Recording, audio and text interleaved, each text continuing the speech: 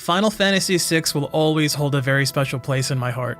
It was the first Final Fantasy game I was able to play and the game that started my love for the RPG genre. With character development so intricate and unique mechanics yet to be seen in any game, Final Fantasy VI truly was in a league of its own. In this episode of Do You Remember, we take a field trip back to Final Fantasy VI.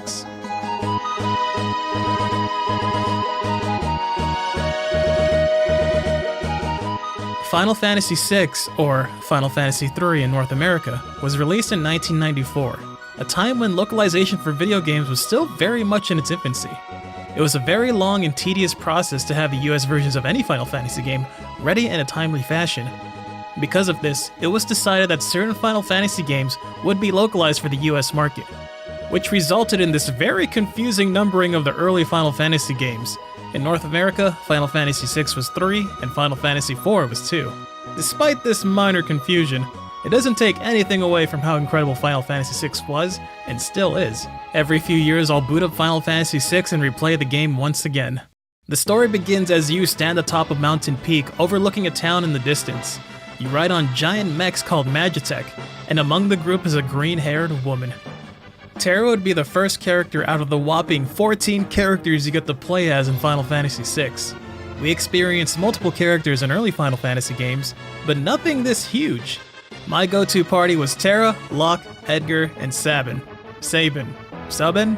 Actually, I don't know how you pronounce his name, but I've been pronouncing it Sabin all these years. If you know how to pronounce his name, please leave it in the comments below because I'd like to know actually. With 14 characters available, you have so many options of creating the perfect party for your playthrough. Not only that, having specific party members at certain locations uncovers a new cutscene. If you bring specific characters to certain areas of the game, you get a completely different dialogue and a feeling of a certain cutscene or exchange between characters.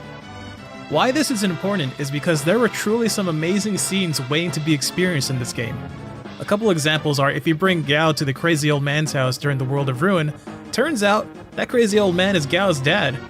And remember early in the game when Sabin first joins you because that dude with daddy issues tries to kill you? Vargas explains he killed their master, which ends up with you taking control of Sabin during the fight. You learn your first blitz and you move on with the story. Well, during the World of Ruin after you get the airship, if you take Sabin up north, there is a hidden group of trees that form a cross. If you enter that area, you are taken to a home where you learn that Sabin's master is very much alive. Not only that, you learn his final blitz. It's amazing how much depth there is into this game, and there are many more cutscenes just like this. The character development and world building in Final Fantasy VI was truly ahead of its time. With 14 characters, each with their own unique personality and backstory, there really was something for everyone.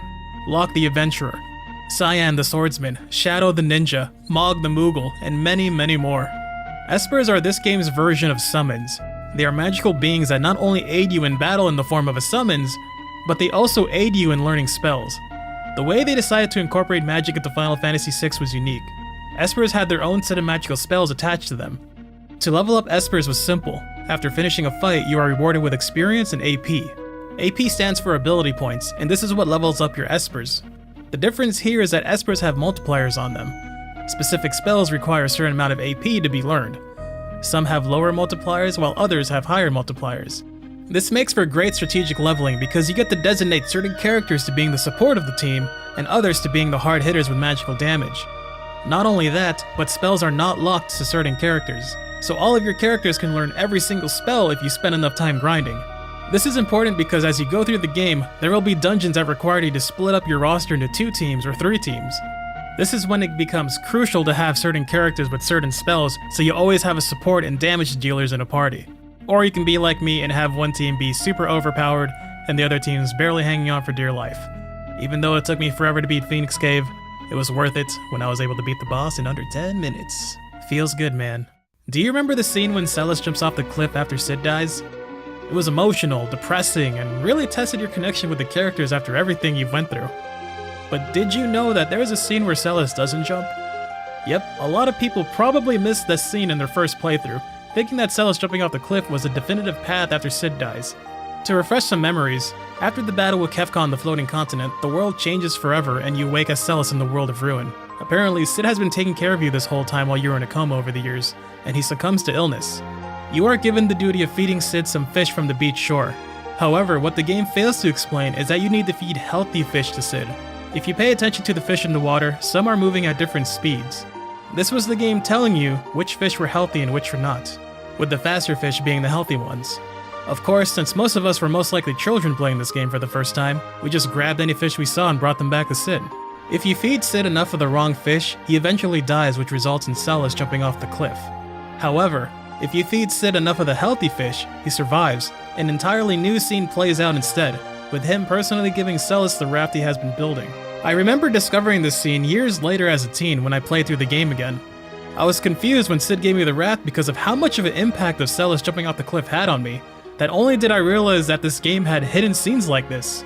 And being a young teenager with plenty of time on my hands, of course I was going to play through the game multiple times to see every different point of view from all the characters. Let's not forget that this is also one of the few Final Fantasy games out there where the villain actually succeeds in conquering the world.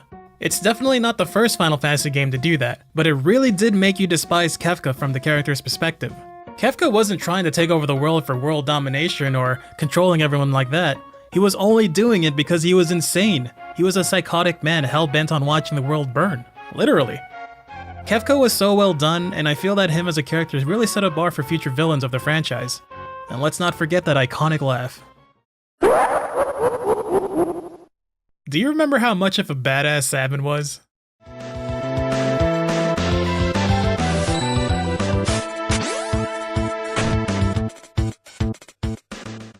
Final Fantasy VI, and if not, is one of my favorite Final Fantasy games of all time, and I'm sure this is true for many of you as well. It's been almost a year since I've last played the game, and I feel like I'll be playing it again real soon.